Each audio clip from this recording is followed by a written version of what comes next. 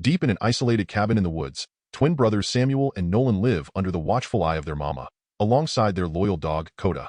Mama has raised them to believe the world has been overtaken by a malevolent force known only as the evil. She insists civilization has collapsed, and they must remain hidden in the house, protected by the mystical runes carved into the wood. These runes are their safeguard, and every day, the family prays to keep the evil at bay. Mama warns the twins that if the evil ever touches them, it could make them do terrible things. While the boys have never seen the evil themselves, Mama claims she can, and they believe her without question. One night, Mama is jolted awake by a terrifying nightmare. A skeleton lying deep in the forest suddenly rises, screams, and lunges toward her. Startled, she leaps from her bed and whispers a quick prayer before heading outside to clear her mind. As her feet touch the dewy grass, a low growl echoes from the shadows. Her dead father materializes at the foot of the stairs, reaching out to touch her, but Mama steals her nerves, ignoring the apparition as she retreats back inside the cabin. Morning comes, and she wakes the boys to begin their day. Samuel does a set of push-ups to get energized, while it's revealed that Nolan has a bell tied around his ankle, a precaution Mama insists upon. During breakfast, Nolan shares his meal with Coda, much to Samuel's irritation. Soon, the family prepares to go foraging in the dense forest. Mama secures a long rope around each of them, blessing it with a prayer to shield them from the evil. The rope is tied to the foundation of the house, a protection originally set by the boy's grandfather for his wife.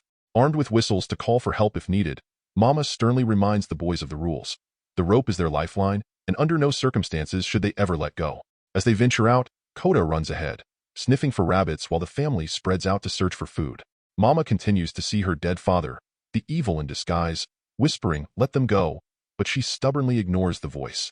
She stumbles upon an old photograph of her parents lying in the dirt, and with a heavy heart, she hangs it on a nearby tree. Meanwhile, Samuel manages to bring down a squirrel with his slingshot, munching on bugs and even swallowing a live frog for extra sustenance. Nolan climbs a tree to inspect a bird's nest, only to find that all the eggs have already hatched. Frustrated, he descends and spots a lone egg on the ground just beyond his reach. Desperation for better food tempts him to untie the rope binding him, but Samuel intervenes, warning him the egg could be a trap set by the evil. The brothers begin making their way back, but tension builds as Nolan hears Samuel mutter, "She loves me more," though Samuel denies saying anything. Annoyed, Nolan steps on Samuel's rope, causing the knot to loosen. Suddenly, Samuel stumbles, tumbling down a slope and breaking his ankle. Nolan panics and blows his whistle, but something stirs in the bushes nearby, unnerving Samuel. Unable to walk, Samuel grows increasingly anxious as the forest seems to close in around him. In a desperate bid to help, Nolan removes his own rope and reaches Samuel, supporting him as they limp towards safety. Back at the cabin, Mama hears the whistle and bolts toward the sound of her children. The rope restrains her, so, in her frantic state, she removes it. Instantly, she sees the evil, now taking the form of her dead mother, stalking her. Ignoring the phantom's attempts to sway her, Mama races through the trees until she finds her boys. She swiftly ties Nolan's rope around all three of them, securing them to a tree just as the evil looms closer. Though the boys can't see the creature, it hovers menacingly behind them. The blessed rope holds strong, repelling the evil, and after a tense few moments, the phantom retreats. Shaken but relieved, the family returns to the cabin where Coda is already waiting. Mama's paranoia surges, and she makes the boys touch the blessed wood, forcing them to repeat their prayers aloud. After confirming that neither child has been touched by the evil, she scolds them harshly for their carelessness with the ropes and tends to Samuel's injured ankle. Later that evening, as she sits outside, Mama once again sees her dead mother watching from the edge of the woods. At dinner, she shares a chilling story with the boys. She recalls the time the evil tried to trick her by appearing as a little girl whose foot was caught in a hole. The child's agonizing screams lasted for days, but Mama ignored them, knowing it was a ruse. When the cries finally stopped, she checked the spot and found a corpse. Mama is convinced it was another trick, a ploy to make her believe the girl was real, but she hadn't fallen for it. She tells this story to remind the boys, no matter what, they must never let go of the rope, even in the face of an apparent emergency. Later that night, as part of their regular cleansing ritual, the boys are sent to the cellar one by one. This is their way of confronting darkness and purging their souls. Each child spends an hour alone in the pitch black, and afterward, they must recount their nightmares to the family. After completing the ritual, the boys prepare for bed. Nolan, as usual, sketches another eerie drawing for his wall. He asks Samuel if he saw anything after the rope fell, but neither of them recalls seeing anything unusual, though Nolan remains suspicious. Before they drift to sleep, Nolan wonders aloud if their mother would kill them if the evil ever touched them, just as she had with their father and grandparents. Samuel, uncomfortable with where Nolan's thoughts are heading, firmly dismisses the idea, insisting that their mother would never lie to them. Mama steps outside, her breath visible in the cold air, when a voice pierces the silence. It's her dead husband. For the first time, the evil takes this form, pleading to see the kids again, accusing her of having no plan for their future. The voice grows more desperate, more unnerving, but she steels herself and continues walking. Yet as she heads back inside, a flicker of doubt crosses her mind when he whispers that they will starve. The next morning, Mama and Nolan tend to the plants in the greenhouse, only to find most of them dead or dying. Last winter had been brutal, killing crops, scaring off animals, and leaving their food supplies dwindling. Nolan, ever curious, questions Mama about the old world, wondering if anyone else could have survived. But her answers are vague, dismissive. This house is our world now, she insists. Days pass, and the stored food continues to disappear, forcing the family to ration what little remains. One evening, they cut a single tomato, dividing it between themselves, hoping it can sustain them just a little longer. On new moon nights, Mama lets the kids play an old record, and they all dance together, a fleeting escape from the grim reality closing in around them. One night, while bathing, Mama notices Nolan standing nearby, his eyes glazed over in a trance. He's sleepwalking again. Quietly, she leads him back to his bed and reties the bell around his ankle, puzzled as to how it had fallen off. The next day, armed with a crossbow, she ventures into the forest alone, desperate to find something, anything, to feed her family. She hears a bird in the distance, but when she approaches, she's horrified to find it feasting on Nolan's decayed body. Paralyzed with fear, she watches as the illusion of her dead son turns to face her. Reminding herself it isn't real, she blinks, and the bird is alone once more. She raises her crossbow to shoot, but the terrifying vision of Nolan appears again, causing her to miss. The bird flies away, and Mama, overcome with frustration, is left with nothing but tree bark for the next meal. At dinner, the haunting image of her husband outside the window brings back the creeping realization of how hopeless their situation has become. The next day, the family gathers bark, hoping to find sap, but there's little to be found. As Nolan works, he feels something behind him, though nothing is there when he turns. Suddenly, his rope jerks, pulling him through the forest toward a well. A snake-like creature is coiled around the rope, dragging him closer. Nolan wakes up in a panic, realizing he had been sleepwalking again. Mama, furious, forces him to touch the blessed wood and recite their prayer, before locking him in the cellar, ignoring his cries for a bathroom break until he wets himself. She finally lets him out after he swears the darkness has left him. Once back in his room, Nolan tells his brother Samuel that they need to escape. He's convinced they can outrun the evil and promises to come back for Mama once they find food. But Samuel refuses, loyal to their mother. Unbeknownst to them, Mama overhears parts of their conversation, and later that night, she is plagued by visions of herself going feral, losing control. The next day, Mama gathers the children and reveals an old Polaroid camera. She shows them the few remaining family photos, explaining how the camera works. There's only one picture left, and she's saving it for a special moment. Then, with a heavy heart, she announces that if they want to survive, they have no choice but to eat Coda, their dog. Nolan is horrified, crying out that killing family is the real evil, but Mama insists. To be fair, she asks Samuel to vote, and he reluctantly agrees with her. Devastated, Nolan runs outside to hug Coda, vowing to protect him. But Mama takes the dog from his arms and drags him into the greenhouse, where she tearfully thanks him for his loyalty. Crossbow in hand, she prepares to kill Coda but hesitates. Suddenly, Nolan appears behind her, cutting her rope and locking the greenhouse door, forcing her to face the truth.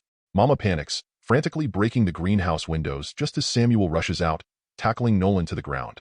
As the brothers fight, the evil manifests once more, this time in the form of Mama's own mother. It mocks her, reminding her of her childhood failures, and promises that she will eat her own children. Overcome with despair, Mama grabs a shard of broken glass and takes her own life in front of her horrified sons. Samuel punches Nolan, finally winning the fight, and runs into the greenhouse. He ties the rope to his mother's lifeless body, praying for her soul, but nothing happens. Racked with guilt, Nolan wraps the rope around himself and returns to the house, playing their old record to drown out the pain. Meanwhile, Samuel spends the entire night clinging to their mother's corpse.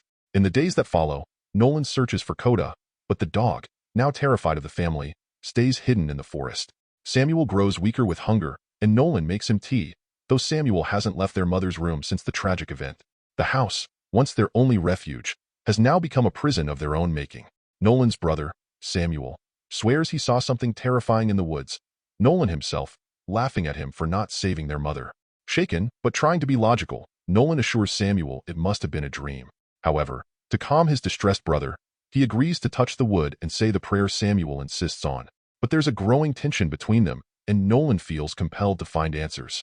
Determined to help his brother, Nolan grabs a rope and ventures into the woods, planning to explore further than they've ever gone. With the entire length of the rope in his hands, Nolan pushes deeper and deeper into the forest. To his amazement, the trees begin to thin, and he stumbles onto an actual road. The sight of solid ground under his feet is almost shocking. Overcome with excitement, he shouts for help, but no one responds. Later, Nolan returns home, only to be confronted by a mysterious man named Cole.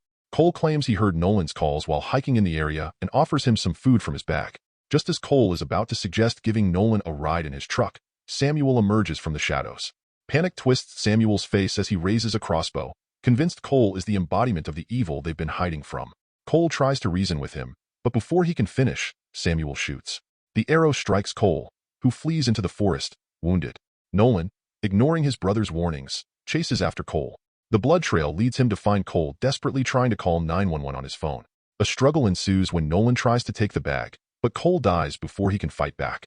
Left alone with the body, Nolan takes the bag and returns home, discovering it's packed with canned food. Starving, he devours everything he can find. Samuel, still terrified and suspicious, refuses to touch the food, convinced it's another trap set by the evil. But by the middle of the night, hunger gets the better of him. Reluctantly, Samuel eats some of the food, and while inspecting the contents of Cole's bag, he comes across a picture of Cole with his daughter. There's also a flashlight, which Samuel takes outside, intrigued by the beam of light cutting through the dark. Suddenly, a noise draws his attention to the greenhouse. Samuel approaches cautiously, and to his horror, he sees what appears to be his mother standing inside. He rushes to open the door, but she vanishes, leaving only the smell of rot behind. Samuel then hears a voice. Turning, he spots the girl from the photograph standing behind him, asking where her father is. Samuel tries to lie, but she recognizes Cole's flashlight and backs away, fear creeping into her eyes. In a panic, Samuel stammers out an apology, but the girl, now terrified, bolts into the woods. Samuel pursues her, but the rope tied around him starts to tangle in the trees. Soon, he's trapped. As he watches, horrified, the girl begins to scale a tree, revealing extra limbs that weren't there before. She is not a normal girl, she's the evil. The creature moves through the treetops with unnatural speed, circling back until it's directly behind Samuel. Its body twists grotesquely, and a long, slimy tongue snakes out, touching Samuel's hand. The tongue breaks off and slithers up his arm, disappearing into his sleeve. Samuel is frozen in terror as it makes its way toward his mouth, finally forcing its way inside. Back in the house, Nolan wakes up, sensing something is wrong. He notices Samuel is missing and rushes outside, frantically pulling at the rope. When he reaches the end, Samuel is nowhere to be found. Then, he hears Samuel's voice calling out, but when he turns to investigate, Samuel appears behind him and cuts the rope. Suddenly, the lights from Cole's truck flicker on, revealing the evil wearing Samuel's face. Horrified, Nolan runs back to the house. Once inside, strange noises lead him to their mother's bedroom, where he finds Samuel sitting on her bed, unresponsive to Nolan's frantic questions. A strange black substance begins to drip from the ceiling above Samuel, but still, he says nothing. Desperate, Nolan grabs Samuel's hand and starts to pray, touching the wood as Samuel had asked. The reaction is immediate. Samuel roars, his body twisting in unnatural ways, and pulls out a knife. He lunges at Nolan, but his twin brother dodges just in time and runs out of the room, slamming the door behind him. Inside, Samuel blocks the door with the bed and, eerily calm, turns on an old record, listening to the music as he sets fire to the room. Samuel watches from outside as the house slowly burns. Meanwhile, Nolan covers his face with a wet rag and tries to escape through a window but slips. He scrambles back inside, finding another window to enter. Behind a curtain, he's startled to see his mother calling out to him, but he refuses to believe she's real. Outside, Samuel takes a picture of himself with the burning house, grinning as flames engulf their home. Nolan flees from the vision of his mother and heads to the cellar. When the fake mother follows him, he pushes her in and locks the door. Remembering all the times their mother protected them, Nolan hugs the creature, trying to fill the cellar with the love she always told them about. The creature, now shedding its disguise, reveals its true form, an enormous, snake-like monster. It writhes and struggles in Nolan's grip, but he holds on tight. Slowly, his love begins to tear the creature apart, until it finally explodes into nothingness. Later, firefighters and paramedics arrive, pulling the brothers from the wreckage. As they fly away in a helicopter, Coda spots Nolan, their dog, chasing after them on the ground. He turns to Samuel, relieved, and tells him they're finally free. But Samuel's only response is a chilling whisper. She loves me more. Back in the ashes of the house, the last picture remains intact, a hand resting on Samuel's shoulder. And that's a wrap on the heart-pounding journey of Never Let Go. The fight for survival, fueled by a mother's relentless love, leaves us breathless until the very end. Don't forget to hit that like button, subscribe, and ring the bell for more intense movie breakdowns from Movies Unboxed.